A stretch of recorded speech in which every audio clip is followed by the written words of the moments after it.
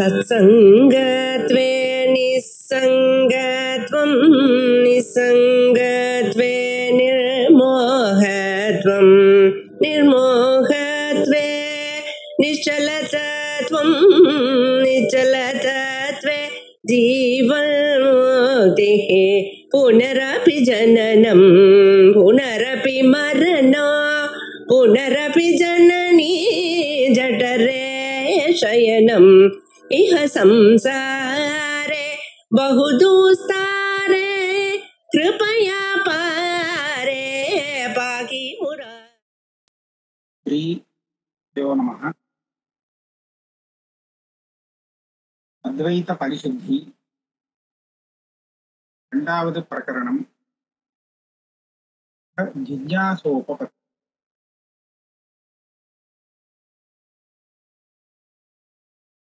என்ன விஷயம் அப்படின்னு கேட்டா, ஆதோ ஜிஜ்ஞாசா அப்படின்னு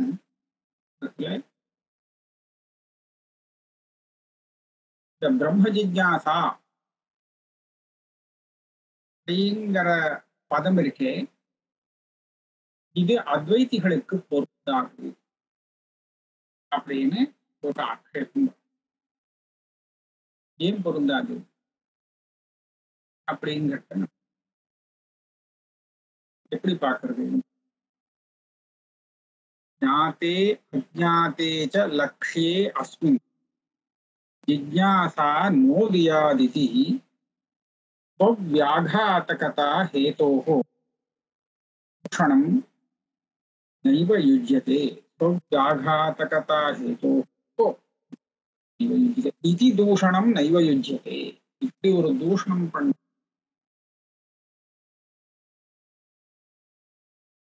ஞாதே அஜ்ஞாதே ச லக்ஷ்யே அஸ்மின் ஜிஜ்ஞாசா நோதியாத் இதி தூஷணம் நைவ யுஜ்யதே. ஜிஜ்ஞாசாங்கிற பதத்துக்கு என்ன அர்த்தம்?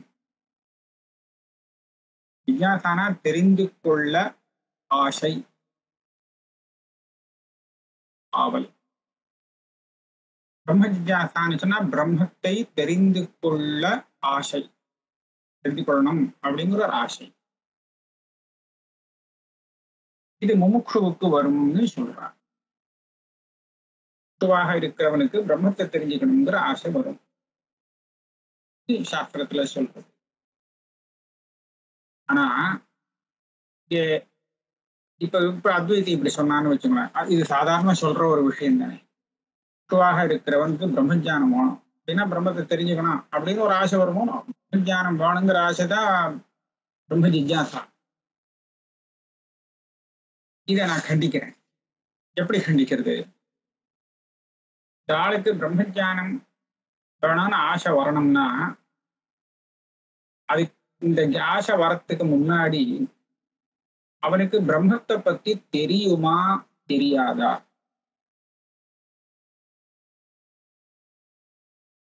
தெரியும் அப்படின்னு சொன்னார். அப்ப தெரிஞ்சிருக்கிறதுனால தெரிஞ்சுக்கணுங்கிற ஆசை வர முடியாது. கரெக்ட் தானே? பிரம்மத்தை தெரிஞ்சுக்கணுங்கிற ஆசை தானே பிரம்ம ஜிஜ்ஞாசா. ஆசை வரத்துக்கு முன்னாடியே அவனுக்கு பிரம்மம் தெரியுமானால் தெரிஞ்சிருக்கிறதுனாலேயே தெரிஞ்சுக்கணுங்கிற ஆசை வர முடியாது. எதை ஆசைப்படுறோமோ அது சித்தமா இருக்குன்னு சொன்னா அப்ப அதுல ஆசை வராது அப்படின்னு ஆச்சு. அப்ப என்னாச்சு? அவனுக்கு பிரம்மத்தை பத்தி தெரியுமா தெரியாதா அப்படிங்கிறதுல தெரியும் அப்படின்னு சொன்னா ஆசை வராது. தெரியாது அப்படின்னு சொன்னோன்னா அப்பவும் ஆசை வராது. ஏன்னா எதை பத்தி நமக்கு ஒண்ணுமே தெரியாதோ அது தெரிஞ்சுக்கணும் அப்படின்னு ஏதாவது ஆசை வருமா? எனக்கு தெரியாது, அதை பத்தி அதை பத்தியே தெரியாது, பிரம்மத்தை பத்தியே தெரியாது. அப்படி இருக்கும்போது அதை தெரிந்து கொள்ள வேண்டும் அப்படின்னு ஒரு ஆசை எப்படி வர முடியும்?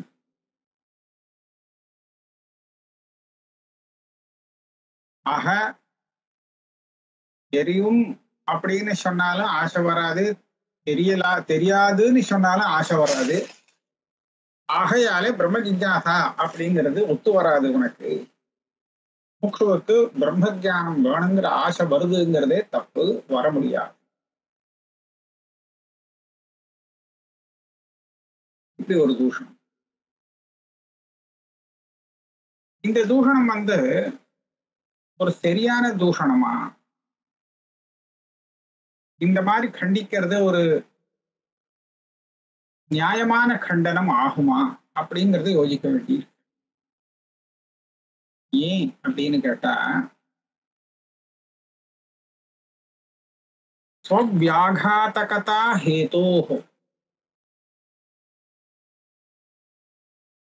உனக்கு ஏதாவது ஒரு விஷயத்தை தெரிஞ்சுக்கணும் அப்படிங்கிற ஒரு ஆசை வருமா வராதா?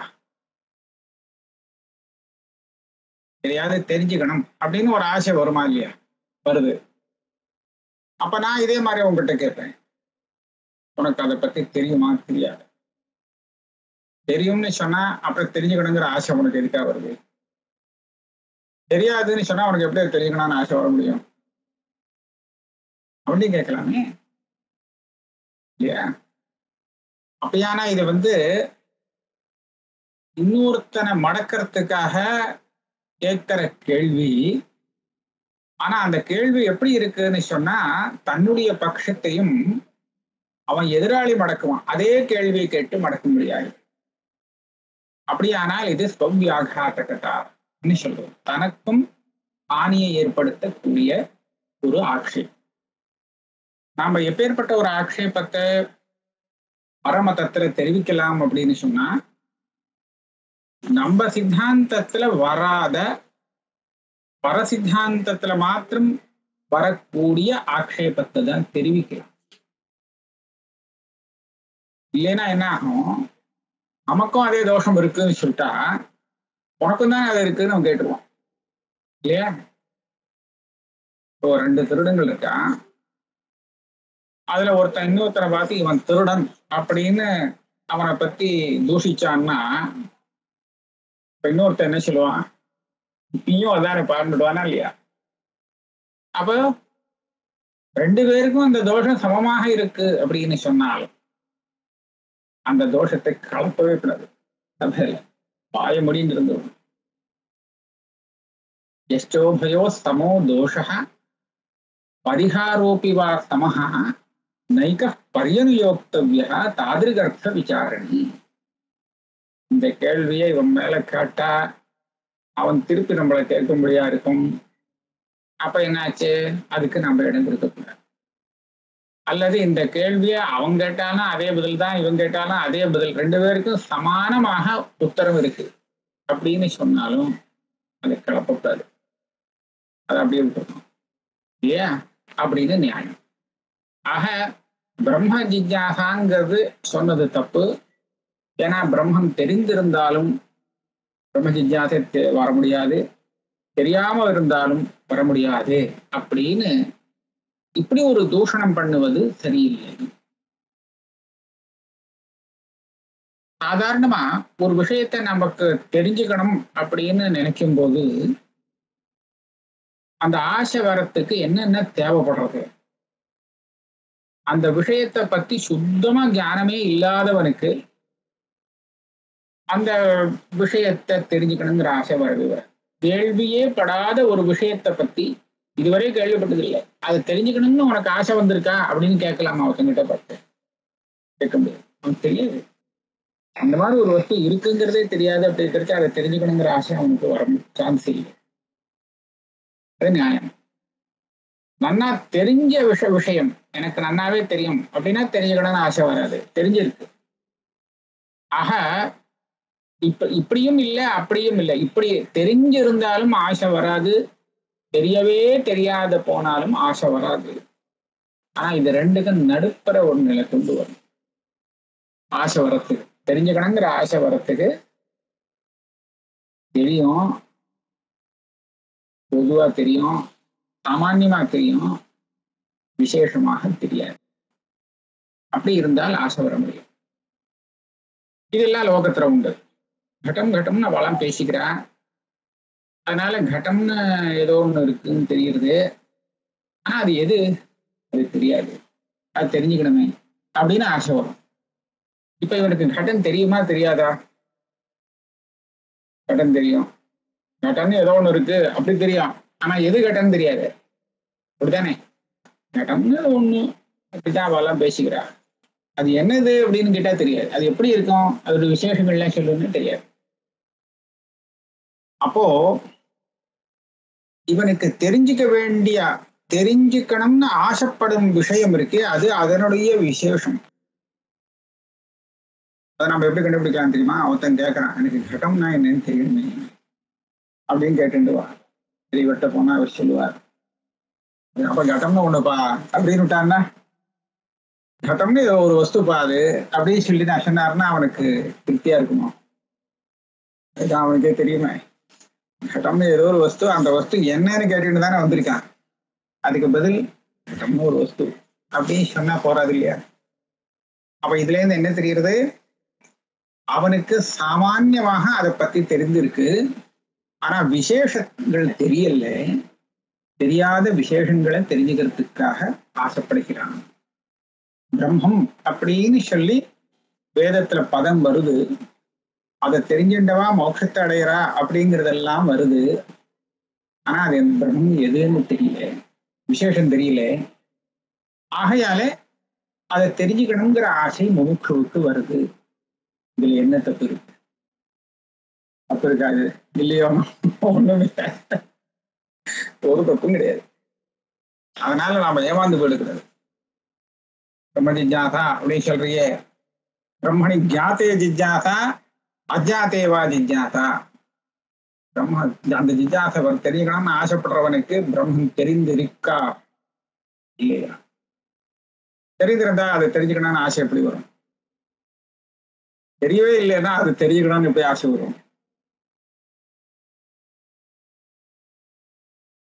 இது புரியுறது சாதாரணமா இல்லையா? இப்ப நாம அதுக்கு என்ன பதில் சொல்லணும்?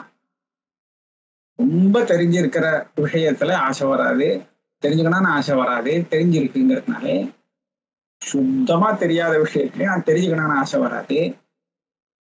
ஓரளவுக்கு சாமான்யமா தெரிஞ்சிருக்கு, அதை விசேஷமா தெரிஞ்சுக்கணுங்கிற ஆசை வரலாம். அப்படிதான் எல்லா இடத்துலையும் லோகத்துல ஆசை வருது அப்படின்னு தானே நம்ம பதில் சொல்லணும் இல்லையா? அதனால இதுதான் அங்க பதில். சோவியாகாத்தகதா ஹேதோர் தூஷணம் நைவ இச்சதே. இந்த மாதிரி ஒரு தோஷத்தை நாம கலப்பக்கூடாது. இது சரியானது இல்லை. உனக்கும் அதே தோஷம், உனக்கும் அதே தோஷம் வரணும். என்னட்டா, நீயும் இதே பிரம்மசூத்திரத்தை தானே வியாக்கியானம் பண்ண போறேன், அங்கேயும் இதே பிரம்ம ஜிஜ்ஞாசான்னு தானே இருக்கு. அப்ப அந்த பிரம்ம ஜிஜ்ஞாசாங்கிற இடத்துல நீ கேட்ட அதே கேள்வியை உங்ககிட்ட கேட்கலாமோ இல்லையோ? இந்த ஜிஜ்ஞாசாவானது பிரம்மம் தெரிஞ்சின்றதுக்கு அப்புறம் வந்துதா, தெரிஞ்சுக்காம இருக்கிற நிலையில வந்துதா அப்படின்னு கேட்டா என்ன சொல்றது? நீ என்ன சொல்லுவ? உனக்கும் அதேதான் பதில். வராது. நன்னாவே தெரிஞ்சிருந்தா உனக்கும் தெரிஞ்சுக்கணும்னு ஆசை வராது. தெரியவே தெரியலன்னு சொன்னா வராதுதான். ஆனா நீ என்ன சொல்லலாம்? பிரம்மன்னு ஏதோ இருக்கு, நான் சொன்ன கதையேதான், அதே பதில் தான் சொல்லுவேன். ஏன் பிரம்மம்னு கேள்விப்பட்டிருக்கோம், ஆனா அதோட விசேஷங்கள்லாம் தெரியல. ஆகையால தெரிஞ்சுக்கணும்னு ஆசை வந்தது, விசேஷங்களை தெரிஞ்சுக்கணும்னு ஆசை வருது. இது ஒரு ஸ்டெப் ஆச்சா? இப்போ ஒரு கேள்வி கேட்டு அதுக்கு பதில் சொல்லிட்டோம். இதுக்கு மேல அடுத்த கேள்வி கேட்கலாமா? கொஞ்சம் முன்னாடி போகலாம். ஒரு கேள்வி கேட்டு ஒரு பதில் சொல்லிட்டோம், இது சுமாரா புரிஞ்ச மாதிரி இருக்கு. இதுக்கு மேல அடுத்த ஒரு ஸ்டெப் மேல போய் ஒரு கேள்வி கேட்போம். அது என்னன்னா, இந்த அளவுக்கு நீ சொன்ன பதில நான் ஏத்துக்கிறேன். சாமான்யமா ஒரு விஷயம் தெரிஞ்சிருக்கணும், அப்போ அதுல உள்ள விசேஷங்களை தெரிந்து கொள்ள ஆசை வருவது சகஜம், லோகத்துல உண்டு. விசேஷம் தெரியக்கூடாது, தெரிஞ்சிருக்க கூடாது, சாமான்யமா அந்த வஸ்து தெரிஞ்சிருக்கணும். அப்போ அந்த வஸ்துவை பத்தின ஜிஜ்ஞாசை வரலாம். ஆனா அத்வைத சித்தாந்தப்படி பிரம்மத்துல விசேஷங்களே கிடையாது. அது சாமான்யமும் இல்லை, விசேஷமும் இல்லை. எந்த பதார்த்தத்திலே பொதுவான ஒரு தர்மமும் அதுக்குன்னு உண்டான அசாதாரண விசேஷமும் இருக்குமோ, அதுல பொதுவானதாக அது தெரிஞ்சிருந்து விசேஷம் தெரியாத நிலையில அதை தெரிஞ்சுக்கிறதுக்காக ஒரு ஆசை வர முடியும். ஆனா உங்க சித்தாந்தத்திலே அந்த பிரம்மத்தில விசேஷம் கிடையாது. நிர்விசேஷம் பிரம்மா. சாமானியம்னு சொல்லலாமா? அது சாமானியம்னு சொல்றதுக்கு இல்லை, விசேஷம் இருந்தா தான் சாமானியம்னே சொல்லலாம். ஆக விசேஷமும் இல்லை, சாமானியமும் இல்லை, நிஸ்சாமானிய விசேஷம். அப்ப அப்பேற்பட்ட அந்த பிரம்மஸ்வரூபம் தெரிஞ்சிருந்தா முழுக்கதான் தெரிஞ்சிருக்கு. தெரியலேன்னு சொன்னா சுத்தமா தான் தெரியாம போயிருக்கு. அதுல கொஞ்சம் தெரியறது, ஒரு அம்சம் தெரியறது, ஒரு அம்சம் தெரியல அப்படின்னு சொல்றதுக்கு சான்ஸ் இல்லை. எனக்கு அப்படி இல்லை. எனக்கு எப்படின்னா அந்த பிரம்மங்கிறது ஒரு பொதுவான ரீதியில தெரியுது, பொதுவான ரீதியில தெரியுது, சாமான்யமாக தெரியுது, விசேஷமாக தெரியல. அப்ப விசேஷமாக அதை தெரிஞ்சுக்கிறதுக்காக நான் ஆசைப்படுகிறேன். ஜிஜ்ஞாச வரலாம். இது எப்ப வரலாம்? நான் தெரிஞ்சுக்கிற விஷயத்துல சாமானியம் என்ன, விசேஷங்கள் என்ன, இதெல்லாம் இருந்தா தானே தெரிஞ்சுக்க முடியும் இல்லையா? அப்போ அதெல்லாம் என்கிட்ட இருக்கு. நான் சொல்ற பிரம்மத்துல பல விசேஷங்கள் இருக்கு, ஐஸ்வர்யாதி விசேஷங்கள் இருக்கு. அதனால தெரியாத விசேஷங்கள்லாம் தெரிஞ்சுக்க முடியும். உனக்கு விசேஷமே இல்லையே அந்த பிரம்மத்துல, விசேஷ ஜிஜ்ஞாசை வரத்துக்கு வாய்ப்பே இல்லையே. அடுத்த இதுக்கு மேல ஒரு கேள்வி கேட்கலாம். அந்த கேள்விக்கு பதில் என்னன்னு கேட்டா, நீ விசேஷத்தை பத்தி ஜிஜ்ஞாசை வரலாம்னு சொல்றியே, அப்ப அந்த விசேஷத்தை பத்தி உனக்கு தெரிஞ்சிருக்கா தெரியலையா? எந்த விசேஷத்தை? சாமானியம் உனக்கு தெரிஞ்சு போச்சு. பிரம்மமோ அந்த வஸ்துவோ ஏதோ ஒரு வஸ்துவை பத்தி சாமான்யமான அறிவு உனக்கு இருக்கு, ஞானம் இருக்கு. அதுல உள்ள விசேஷம் தான் தெரியலேங்கிற. அப்ப நான் என்ன கேட்கிறேன், அதை தெரிஞ்சுக்கணும்னு ஆசைப்படுறேன்னு சொல்றியே, அந்த விசேஷம் உனக்கு தெரியுமா தெரியாதா? தெரிஞ்சதுன்னா அப்ப தெரிஞ்சுக்கணுங்கிற ஆசை வர முடியாது. தெரியாதுன்னு சொன்னா நீ சொன்னபடி அதை பத்தின ஒரு ஜிஜ்ஞாசை வர முடியாது. தெரியாது, விசேஷமே இது இருக்குன்னு, விசேஷம் இருக்குன்னு தெரியாது. அப்படிங்கிற சந்தர்ப்பத்துல உனக்கு அதை பத்தின ஜிஜ்ஞாசை வர முடியாது. நீ கேட்ட கேள்வி இங்கே வந்துடுச்சு. அப்ப நாம என்ன சொல்லணும்? இந்த கேள்வியை கேட்கக்கூடாது, இது சரியில்லை, அப்படித்தானே சொல்லணும். நீ கேட்ட அதே கேள்வி, இந்த கேள்விக்கு இது இது எப்படிப்பட்ட வாதம்னு சொன்னா இது தத்துவவாதம் இல்லை. இப்ப சொன்னது நீ ஒண்ணு சொன்னேன்னா அதுக்கு எதிர்த்து நான் ஒண்ணு சொல்றேன். இதுதான் என்னோட சித்தாந்தம்னு நினைக்கப்படாது. என்னோட சித்தாந்தம் என்னன்னு நான் அடுத்தபடியா சொல்ல போறேன். இது நீ கேட்டிக்கு போட்டின்னு சொல்ற மாதிரி நீ ஒரு தோஷம் சொன்னேன்னு சொன்னா அதே தோஷத்தை உன்னிடத்துல நான் திருப்பி விடுறேன். நீ சமாதானம் சொல்ல முடியாது படித்துக்கோ அப்படின்னு ஒரு விதி. நம்ம இதோட விட்டுடுவோம். அடுத்த ஸ்லோகத்துக்கு போவோம். घट कः इति जिज्ञासा ज्ञाते अज्ञाते न विद्यते विशेषस्य च जिज्ञासा ज्ञाते अज्ञाते न विद्यते. நான் இதை எதுக்காக சொல்லி காமிச்சேன்னு சொன்னா, ஒரு விசாரத்தை எடுத்துட்டோம்னா அதுல எவ்வளவு சூக்ஷ்மமா விசாரத்துக்கு போகலாம். இதையும் விட சூக்ஷ்மா போயிட்டே இருக்கு, உள்ளுக்குள்ள போயிட்டே இருக்கு. கடங்கிறது என்ன அப்படின்னு ஒருத்தனுக்கு தெரிஞ்சுக்கிறதுக்கு ஆசை. அங்கேயும் இதேதான்.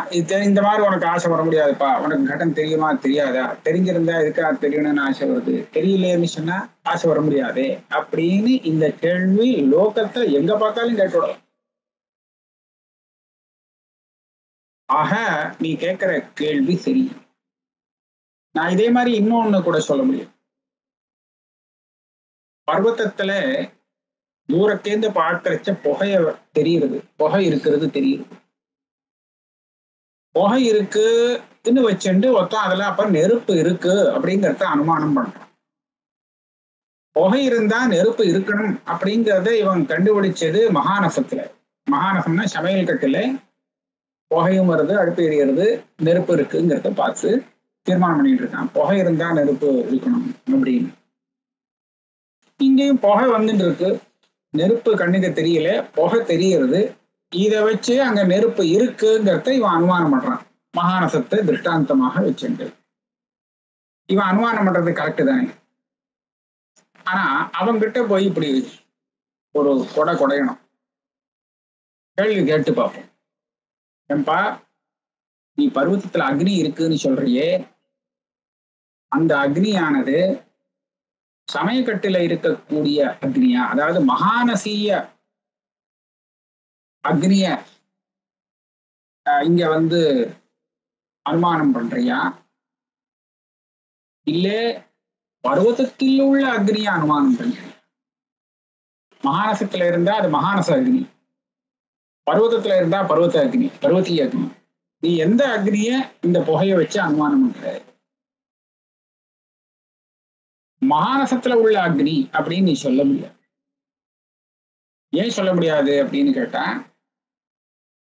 மகானசத்துல உள்ள அக்னி வாஸ்தவமா பர்வதத்துல இருக்க முடியாது. சமயக்கட்டுல இருக்கக்கூடிய அந்த நெருப்பு சமயக்கட்டுல இருக்கே, சமயக்கட்டுல தானே இருக்கு, அது எப்படி பர்வதத்துக்கு வர முடியும்? ஆகையால இந்த புகையாலே நீ அனுமானம் பண்ணக்கூடிய அக்னியானது சமயக்கட்டுல இருக்கும் அக்னியாக, மகானசீய வன்னியாக இருக்க முடியாது. அப்ப பர்வதீய வன்னியை நான் அனுமானம் பண்றேன்னு சொன்னா, நீ பர்வதீய வன்னியோடு இந்த தூமத்துக்கு வியாப்திய கிரகிச்சது இல்லை. நீ எங்க போய் வியாப்தியை கிரகிச்சுட்டு இருக்க? தூமம் இருந்தா அக்னி இருக்குங்கிறத மகானசீய வன்னியில தானே, மகானசத்துல தான் கண்டுபிடிச்சிருக்க. அப்போ பர்வதீயமான இந்த தூமத்தை வச்சுட்டு பர்வதீய வன்னியில அனுமானம் பண்றதுக்கு உனக்கு வியாப்தி கிரகம் இல்லை. அப்ப நீ எப்படி அதை அனுமானம் பண்ண முடியும்? ஆகையால நீ அனுமானம் பண்றது தப்பு. இந்த கேள்வி தப்பு. ஏன் இந்த கேள்வி தப்பு அப்படின்னு கேட்டா, அவன் அனுமானம் பண்ணும்போது அக்னியத்தான் அனுமானம் பண்றானே தவிர பர்வதத்தில் உள்ள அக்னி, மகானசத்துல உள்ள அக்னி அப்படின்னு விசேஷ அக்னியை அனுமானம் பண்ணலை. வியாப்தியை கிரகிக்கும் போது கூட பூமம் இருக்கிற இடத்துல அக்னி இருக்கும் அப்படிங்கிற வியாப்தியை தான் கிரகிச்சிருக்கானே தவிர, சமயக்கட்டு ரூபம் இருக்கும் போது சமயக்கட்டு அக்னி இருக்கும் அப்படின்னு விசேஷ ரூபமாக வியாப்தியை எடுத்துக்கல. அப்படி இருந்தா இவனால இந்த புகையை பார்த்து இது சமயக்கட்டுல உள்ள புகையே இல்லையே அப்படின்னு சொல்லுவான். இதை வச்சு நான் அனுமானம் பண்ண முடியாது. அவன் எப்படி அனுமானம் பண்றான்? வியாப்தியை கிரகிச்சது தூமம் இருந்தால் அக்னி இருக்கணும் அப்படிங்கிற ஒரு வியாப்தியை தானே கிரகிச்சு வச்சிருக்கான். அப்ப இங்கேயும் தூமத்தை பார்க்கறான், அக்னி இருக்குன்னு அனுமானம் பண்றான். அந்த அக்னியானது இங்கே பர்வதத்துல இருக்கிறதுனால அந்த பர்வதீய அக்னியாக இருக்கு அப்படின்னு தானே நியாயமான பதில் சொல்லணும். இதே மாதிரி இந்த கேள்விக்கு நியாயமான ஒரு பதில் நம்ம சொல்ல முடியும். அது எப்படின்னு சொல்றோம். சாட்சிணா விதிதஸ்யாபி ஹி அஜ்ஞானா வரணம் மதம் அஜ்ஞானே நாவிருத்தம் ஞானம் இத்யுக்தேஹ ஸ்வப்ரபஸ்ய ச சாட்சிணா விதிதஸ்யாபி ஹ்யஜ்ஞானா வரணம் மதம். இது வேதாந்தத்துடைய பிரக்கிரியைய தெரிஞ்சுக்கணும். நாங்க சொல்ற பிரக்கிரியை தெரிஞ்சுட்டு நீ கேள்வி கேட்கிறோம். நாங்க சில விஷயங்களை சாட்சி வேத்தியம்னு சொல்லுவோம், கேவல சாட்சி வேத்தியம்னு சிலத்தை சொல்லுவோம். மற்ற எல்லாத்தையுமே சாட்சி வேத்தியம்னு நம்ம சொல்ல முடியும். கேவல சாட்சி வேத்தியம்னு சிலது, பாக்கி எல்லாமே சாட்சி வேத்தியம் தான். சர்வம் வஸ்து ஞாததயா அஜாததயாவா சாட்சி சைதன்யஸ்ய விஷயா ஏவ அப்படின்னு வேதாந்தம் சொல்றேன். எப்படின்னு கேட்டா, நான் கண்ணால ஒரு கடத்தை பாக்குறேன். அப்ப கண்ணால எனக்கு பிரத்யக்ஷத்தினால அந்த கடம் தெரியும். கடத்தை நான் கண்ணால பாக்குறேன். ஆனா எனக்கு கடம் தெரியறதுங்கிறதும் தெரியறதோ இல்லையோ. அதாவது எனக்கு கடம் தெரியறதுன்னா என்ன? கடமும் தெரியறது. கடம் தெரியறதுன்னா கட ஞானம், பிரத்யக்ஷம் இருக்கே, அதுவும் எனக்கு தெரியும். நான் கடத்தை கண்ணால பார்க்கலாம், ஆனா கட ஞானத்தை கண்ணால பார்க்க முடியுமா? பார்க்க முடியாது. இப்ப கடஞானத்தை நான் எப்படி பார்க்கிறேன்? எனக்கு அந்த கடம் தெரியறதுங்கிறது எனக்கு எப்படி தெரியுது? அது சாட்சி ஞானம். இந்த சாட்சியால நான் எனக்கு வந்த ஞானத்தை நேரடியா பார்க்கிறேன். அந்த ஞானத்துக்கு விஷயமா இருக்கக்கூடிய கடம் கூட அந்த சாட்சியால அறியப்படுறது. ஆக அதுவும் ஞானத்வாரா சாட்சி வேத்தியம்.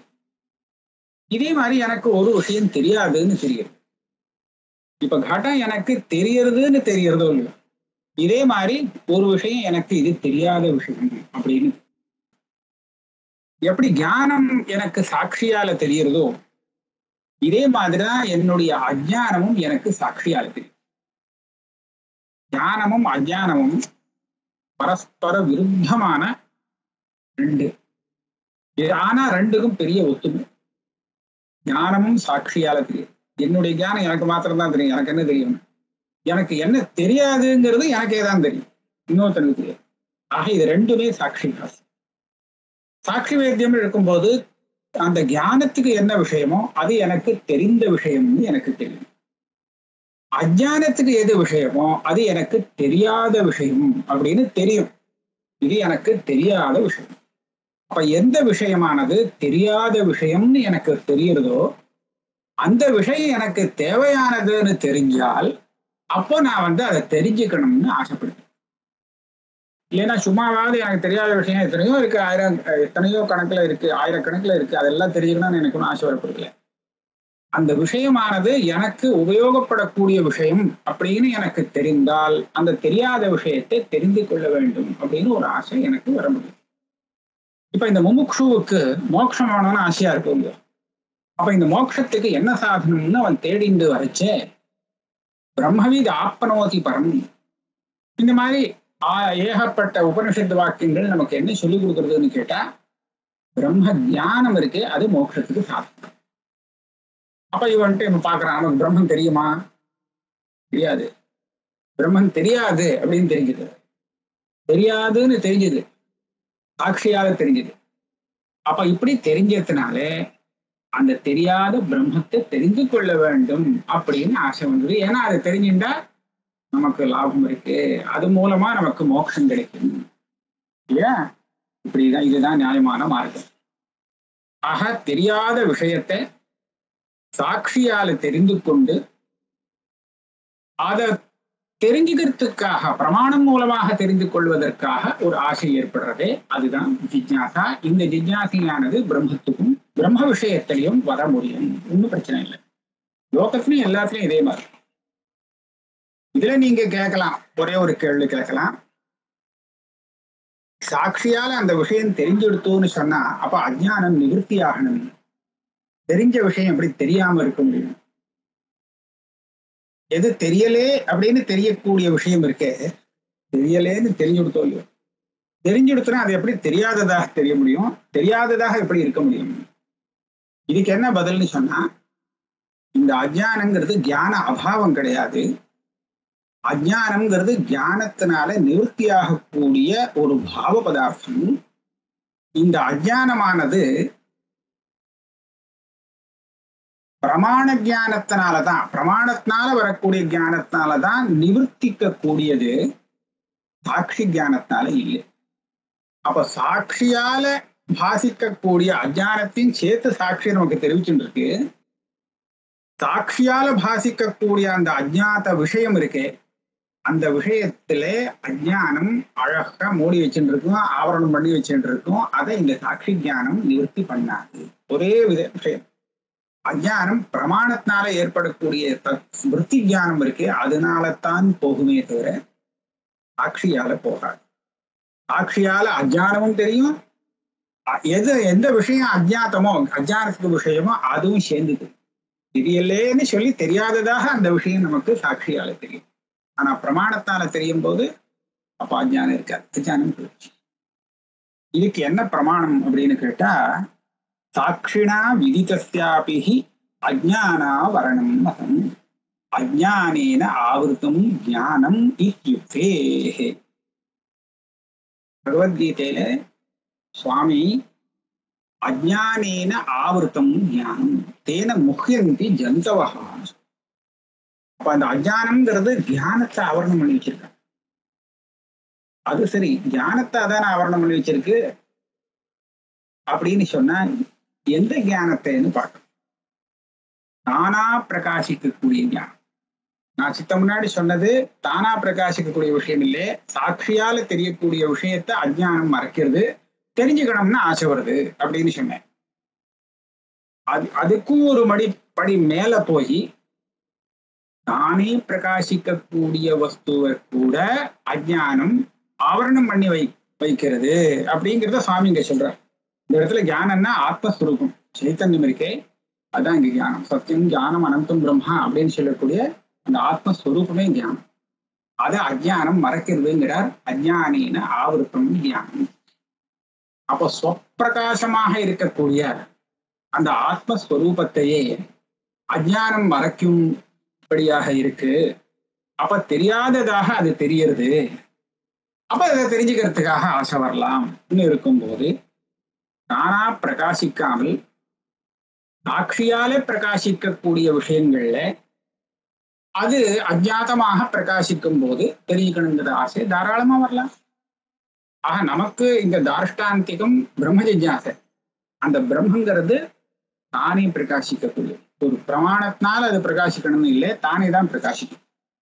அப்படி பிரகாசிக்கக்கூடிய வஸ்துவில கூட அஜ்ஞான ஆவரணங்கிறது இருப்பதாலே அதை பிரமாணம் மூலமாக தெரிந்து கொள்ள வேண்டும் அப்படிங்கிற ஒரு ஜிஜ்ஞாசை ஏற்படுறது நியாயம்தான்.